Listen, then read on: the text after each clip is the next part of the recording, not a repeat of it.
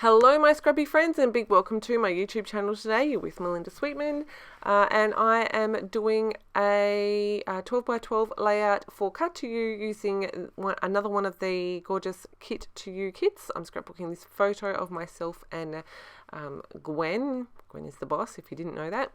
And also I am playing with a collection pack. So collection pack being the 12 by 12 papers, and ordinarily you get like a 12 by 12 sticker sheet as well. I bought this on a whim, so my first tip is buy a collection kit if you like a collection pack. If you know what you're going to use it for, if you have, if you're able to come up with kind of 3 layout ideas rather than, oh, that's really pretty, I'm just going to buy it. I know that is not always, like, it's pretty logical, but it is not always how our creative minds work. But that is my tip number 1. I'm going to share my tips as I go, and then at the end, once I've finished with this collection pack, I will come back and do a video sharing all the layouts I made and give you like a more thorough list, because I'm not going to remember what number I'm up to. My next tip using a collection pack like this is to go through and pick out your favorite elements and use them. Yes, I said use them. If that is frame them and put them on a wall in your craft room, then maybe do that. But that is exactly what I did. I picked out this kit from the Cut to You store, and I have followed the instructions pretty closely. Gwen did use different supplies in hers, but I kind of followed along with the ingredients list again and the sketch. So I pulled out this wood grain. I love a good wood grain. So I was like, right, I'm going to use this as my background, and I'm going to use this adorable heart paper for my actual background that I'm going to work on here. And in the kit, the paper in the background, so the 12 by 12 border, is the same one that the cut file has been mostly backed with, so that made that decision super simple for me. But I pulled out 2 of my favorites, and I'm using those on the first page that I'm scrapbooking with this collection. You can see that I gutted the center of that wood grain paper. That is kind of my next tip. If you do have some, when I cut the border off the white, it's actually cream, paper in the background, I actually cut it so that I basically gutted it and used the center of it. So I've got a border of that little white heart pattern now. And then I've done the opposite for the wood grain in the background. So find your favorite parts, because you want to, normally in collection packs you get kind of 1 or 2 of each pattern paper, but even if you get 2 of each pattern paper, most of them are double-sided, so you get 1 of each pattern.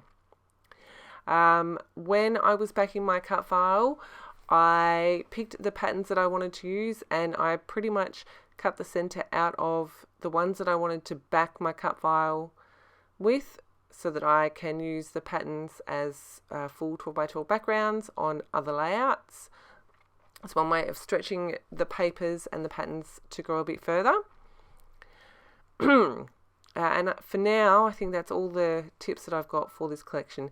Now, I don't want to add too many extra things to this collection pack while I'm working, but I will obviously add some bits and pieces.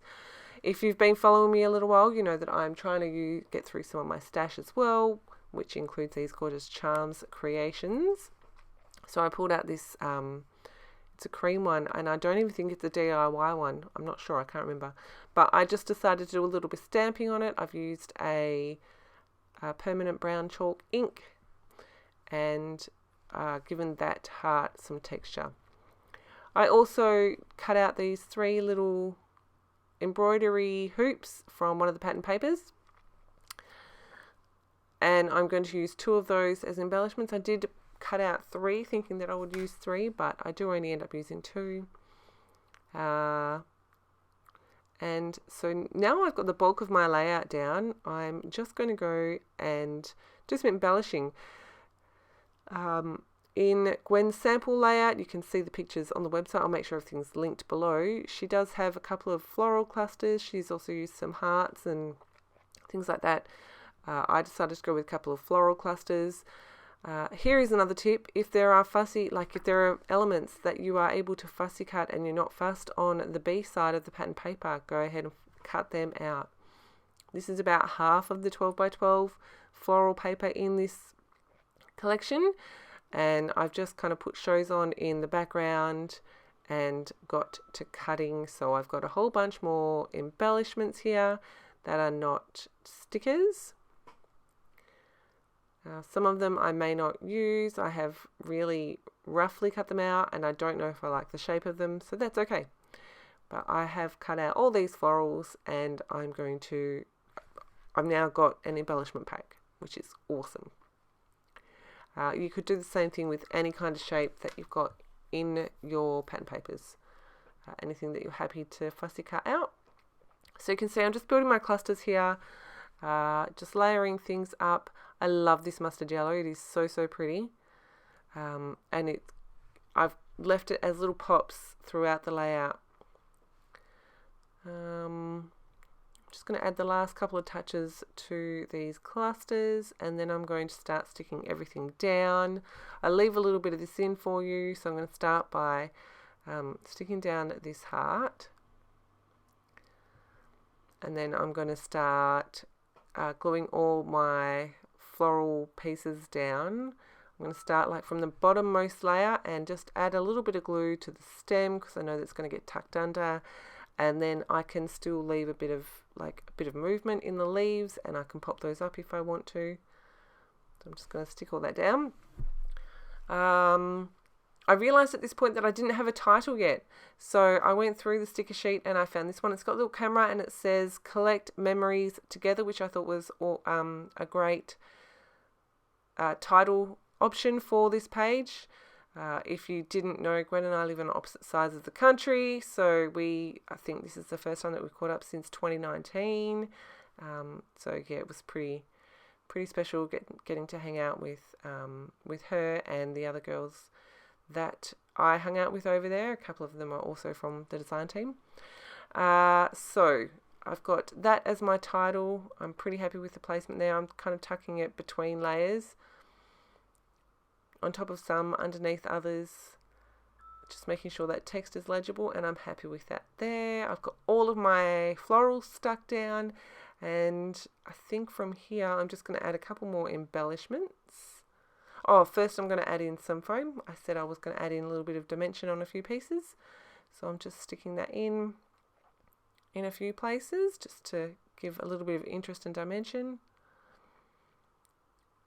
And now I've gone back to the sticker sheet. I am holding that leaf down so that that floral down so it sticks.